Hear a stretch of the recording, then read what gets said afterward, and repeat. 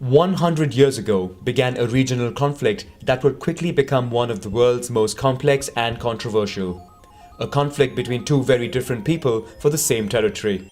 To better understand its reasons and underlying issues, let's retrace the Israeli-Palestinian conflict on a map.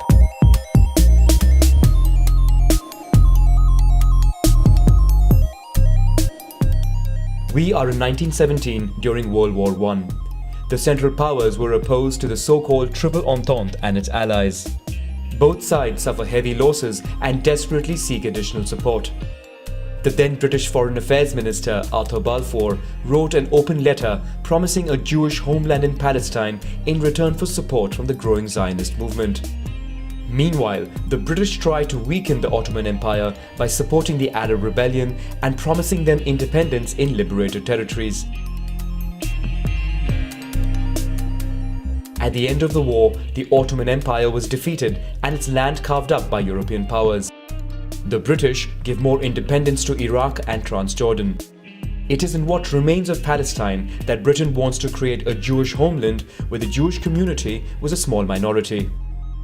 But immigration grows rapidly due to the tense situation in Europe, especially in Germany, where the anti-Semitic Nazi Party came into power.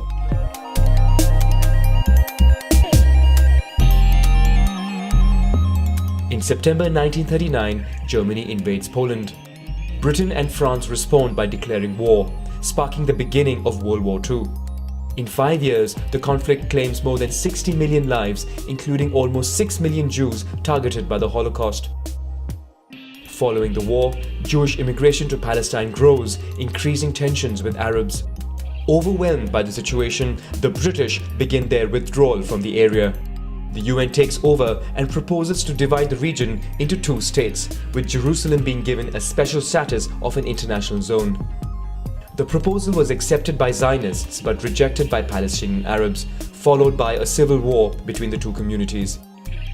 The Arab League puts together a liberation army of several thousand volunteers who fight against the Zionists. For their part, the Jews organize an army by giving military training to its population and sending agents to Europe to retrieve World War II military stocks and sign arms contracts.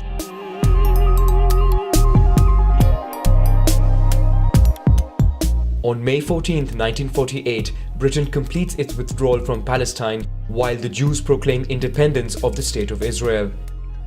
In response, the Arab League declares war. During the conflict, two truces would allow the Israeli army to strengthen its position and gradually take over. Finally, the armistice agreements were signed. Israel seized new territory, including Western Jerusalem. Egypt receives the Gaza Strip, and the West Bank was annexed from Transjordan to form Jordan. This conflict causes large-scale displacement. On the one hand, more than 700,000 Arabs were expelled or fled Israeli territory to refugee camps.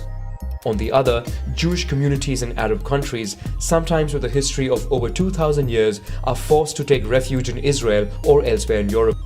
Eventually, many European Jews were reassured by the victory of Israel and chose to settle there.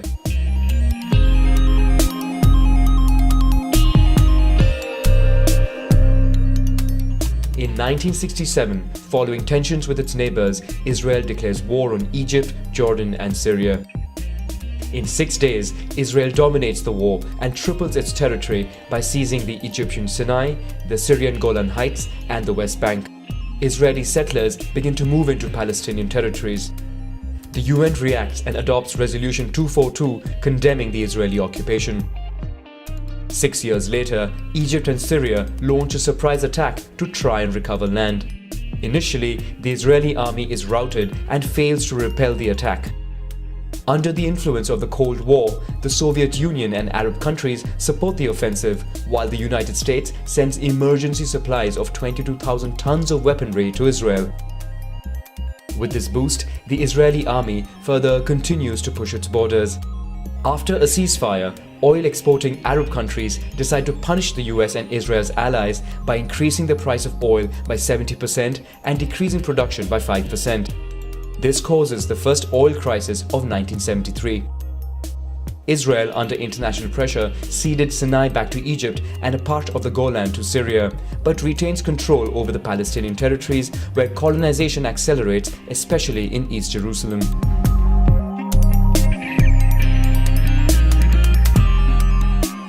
In 1980, Israel proclaims Jerusalem as its indivisible capital, but this decision was condemned by the UN Security Council.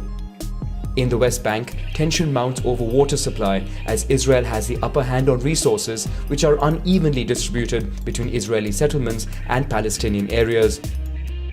In 1987, the Palestinian population rebels and takes to the streets, mostly armed with stones. This was the beginning of the First Intifada, an Arab term meaning uprising. In this context arises Hamas, a Palestinian Islamist movement fighting Israel. Meanwhile, the Palestinian Liberation Organization, set up in 1964 by the Arab League and in exile in Algiers, proclaims an independent state of Palestine on November 15, 1988. Jerusalem would be its capital, and Palestine would progressively be recognized by 136 states.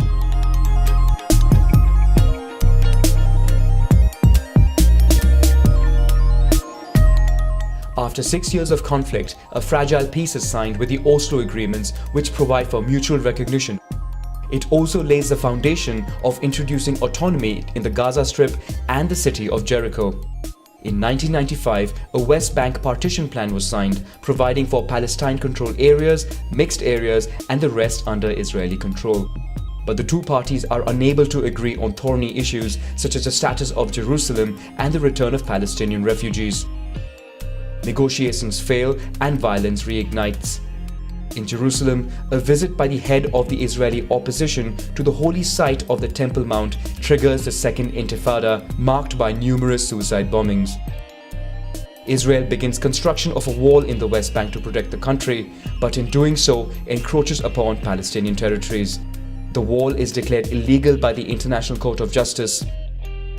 To try to calm the situation, the Israeli government in 2005 decided to remove Jewish settlements from the Gaza Strip, but retains control over its borders.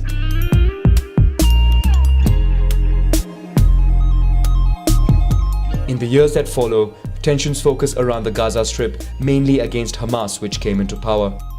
Israel imposes a blockade in the region, while Hamas regularly fires rockets into Israeli territories. Several clashes take place, and violence by both sides builds up until 2014, when Israeli warplanes pound the area and destroy 50,000 houses, 100 schools, dozens of hospitals, and the region's only power plant. The population stuck in Gaza faced a humanitarian disaster.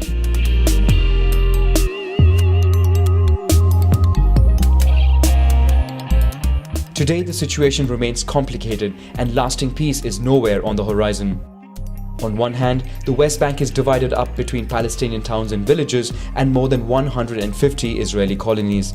So striking a deal to carve out a Palestinian homeland seems more complicated than ever. Then there is the status of Jerusalem, which both sides view as their capital. In 2018, the United States announced it would move their embassy to Jerusalem, recognizing the city as the capital of Israel. This decision was condemned by the UN by a large majority, while the Palestinians announced that the United States no longer has a mediator role in the peace process, which at present seems indefinitely stalled.